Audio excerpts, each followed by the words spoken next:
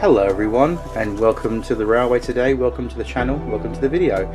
First off, a very happy new year to you all, and I hope that you had a lovely Christmas, and I hope that you have an even better new year to you and yours from me. Anyway, I want to get back to doing what I love the most on this channel, that's model railway stuff. I know I've been doing a lot of computer simulation uploads to do with the Underground and Train Simulator 2019, and also I uploaded recently my little out into the Epinonga Railway, which was really amazing and my daughter loved it. Anyway, moving forward to the new year, I hope that we have some exciting things to show you on this channel in terms of videos and reviews and how-to tips, and I can't do it all without you. So you play a very important part to the channel in terms of your views, subscriptions and support, so thank you for all your support in 2019 and thank you for all your future support in 2020. Anyway, the first official video of 2020, the new year, is going to be something very special, and here it comes. This came in the mail today. Mystery box. I wonder what it is. No one knows what's in the box. What's in the box? Well, let's have a look what's in the box. So I would advise you to go and get a beverage of your choice, get yourself comfortable wherever you're watching from, and enjoy the following review.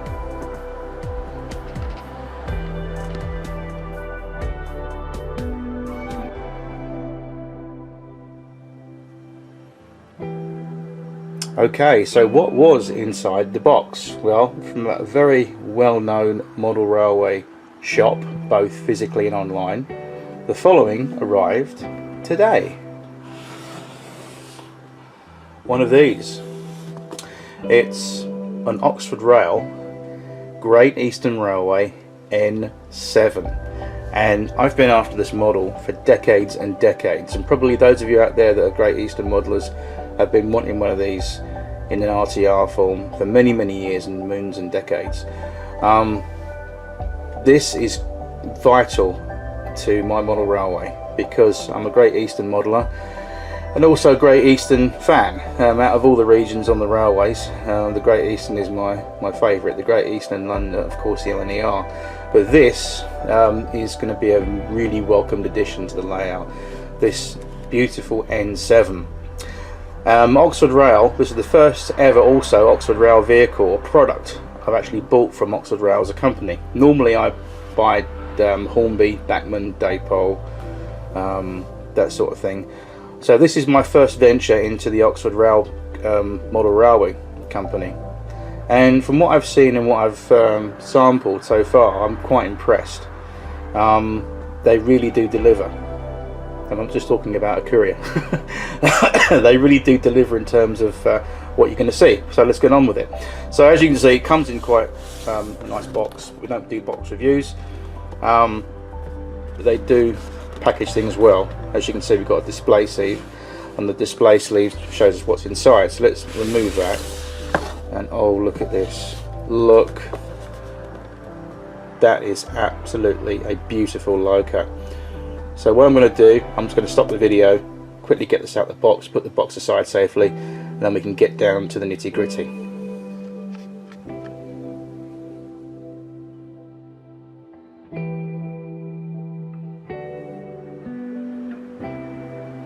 So here is the Oxford Rail N7 in wartime grey, in this lovely grey livery.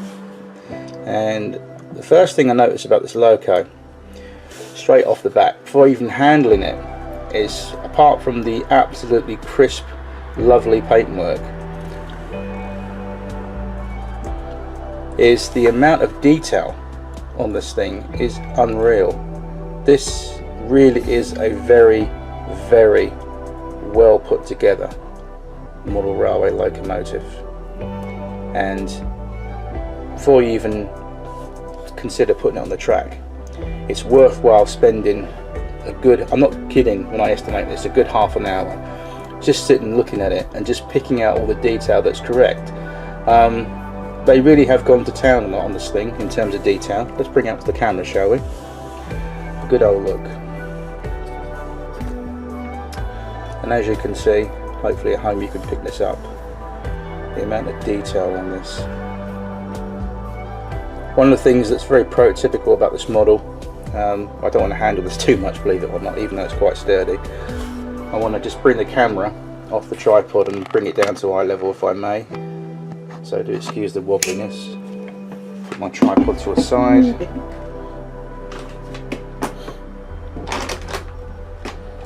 Okay, right, so let's bring this into the light a little bit more and we can have a little look. Right, now then, that's better, isn't it? Right, look at this, guys, look. Isn't this a lovely, beautiful, exquisite engine? And like I said, Oxford Rail, before they released this, they really studied the blueprints of the prototype, being a Great Eastern machine, and they really took their time before releasing this model, which is great, because sometimes they'll bring out a locomotive on a particular brand or company and it's okay, but it hasn't got one or two things that should be on the actual engine. This thing here, I can tell you from looking at all my Great Eastern books at home, they've got it spot on, in my opinion.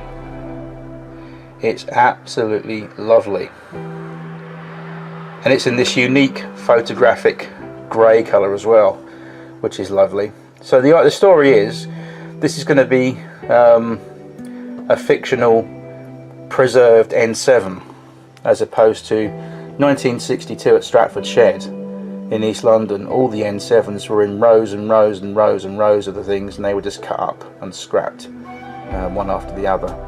There is one preserved at the moment as I speak, in preservation, but sadly only one example exists. So this is a lovely example, and just to bring off to the conversation topic is the smoke box door here.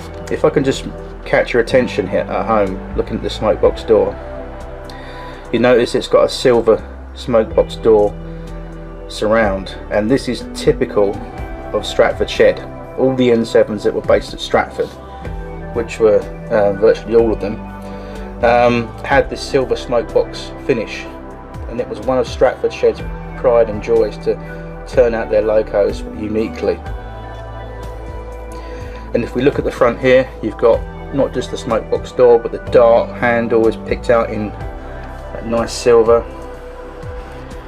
Looking down at the buffer beam, some nice fitted detail there. Those vacuum pipes on my sample, as you can see at home, they were pre-fitted in the box from the factory, so no need to sit there with your super glue and tweezers and start farting around trying to fit those on, because those can be a bit fiddly. Even for the experienced modeler, they can be a bit of a tricky thing to do, and they do pop off sometimes on the floor, and you will learn many a new phrase. But not the case with this loco. Everything's all pre-fitted and is on there. Some nice lamp iron brackets on the front there, as you can see, right above the left, or my left, buffer beam shank.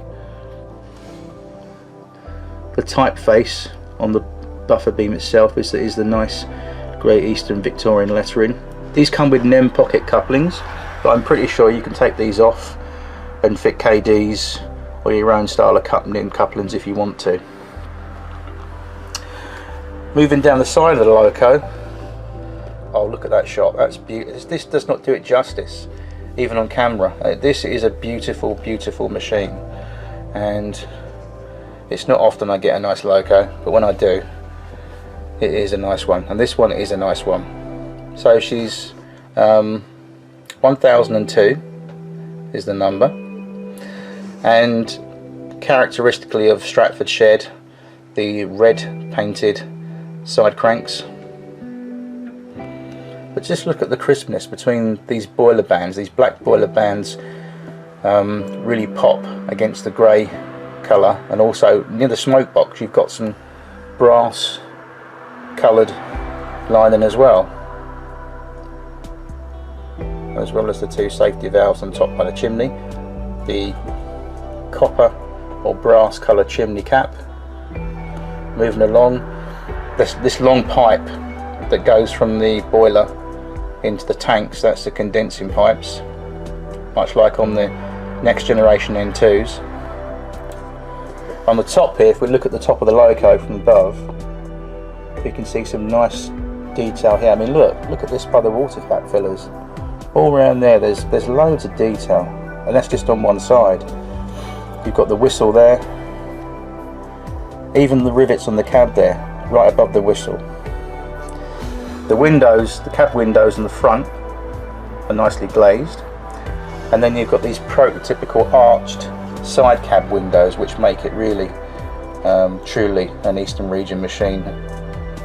And again, they've just captured the look and feel of these really lovely engines. Turn into the cab. I'm not sure if I can pick this up at home, but there we go. A nice little bit of relief detail in the cab. I'll try and zoom in for you. Oh, look at that. We've even got a glass water gauge, correctly striped, a regulator, various valves and controls.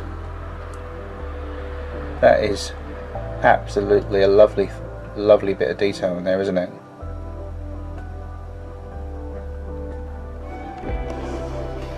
Let's look at this plate here on the side. I haven't had a proper chance to actually look at this, but now I'm doing this video for you guys on YouTube. I can zoom in and have a little look.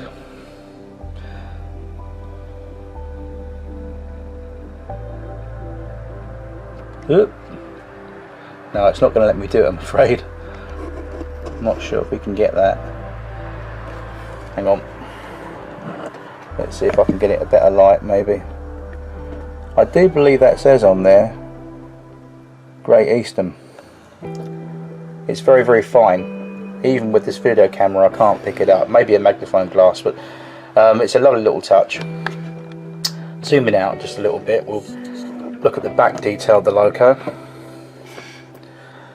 And again, looking at this from this angle, you can see clearly, if you're into engines at home, obviously you're into trains because you're watching this video, but if you look at your family tree of these locos, later on these were very, very similar to the Gresley N2s. And if you look at the bunker position here, the way it's banked up with the coal, and more specifically the profile of the rear of the loco complete with the back cab, you can see the early stages of the N2 where they designed that from. It came from this particular loco as generations progressed with it. It's a nice little bit of detail on the back there. Again, these are separately moulded items. On the back we've got a handrail there, lamp iron brackets, again fitted vacuum pipes, and then pocket coupling, all important at the back to couple up your train to. These buffers are sprung. That's a nice touch. You wouldn't expect anything less. And these cab windows, as well as being glazed at the back, they actually have these separately fitted bars. You see that at the lower part of the window. That's to protect the windows getting smashed from all the coal. And they're picked out in a brass colour for the window frames. Again, all this detail is just something that is really lovely. But look at this side. This side's even better, because you've got all this detail on top, and then you've got the Westinghouse pumps, which are these two black cylinders here, and this provided assistance with the brakes, and actually were a pump. And when these particular locos, the N7s, were stationary, they had a very characteristic sound. They just go as the pumps used to tick over whilst the train was idling at a station. Very, very unique sound. If you go onto YouTube and you Google up real life N7, the only one in preservation, you'll see what I'm talking about. But these are really, really lovely, lovely machines. If we look underneath, I'm just gonna, before we go over, I'll mention two things. You've got some steps here above the cab, and then obviously one up further end of the water tank. Before we flip it over, we have a look underneath. There isn't much to look underneath, everybody, but what I would say is, and I kid you not, this locomotive actually weighs, in scale terms, a couple of 100 tons. It is very, very, very heavy. And the thing being is that everything in terms of the water tanks here, this bit of detail, I think the cab, it's all cast, it's not plastic, this is actually cast. I think it's white metal, or not white metal, a very good quality alloy. Either way, it's cast, and it's very heavy. The boiler bit here, which is from here to there, this boiler, that I think is plastic, but certainly the side tanks and the bunker and the chassis is cast, which makes the whole thing extremely heavy to lift. Not ridiculously heavy, I might be exaggerating a bit, but you know what I'm saying. It's quite heavy, and that serves an excellent purpose in the fact that when it's on the track, it's going to grab the rails, it's going to haul whatever you want to haul nicely, be it at top speed or a nice slow shunting speed. It's going to give you that adhesion that you want. If we very carefully layer on a side, and I will, if I bring my spot lamp around this side, we can see what's going on, can't we? Right, apologies. Right, as you can see, there isn't much to talk about underneath. Only things of note are that mine came factory fitted with the brake gear underneath, as you can clearly see in the shot. In between each driving wheel there's some brake rigging that's fitted on there, which is very nice bit of detail. There's no traction tyres on this thing, obviously, thank goodness. The wheels and assembly are pretty straightforward. Before I run this, I haven't actually run this yet, so I intend to lubricate it and check if it's lubricated and give it a little drop of oil, and then give it a half an hour each way running.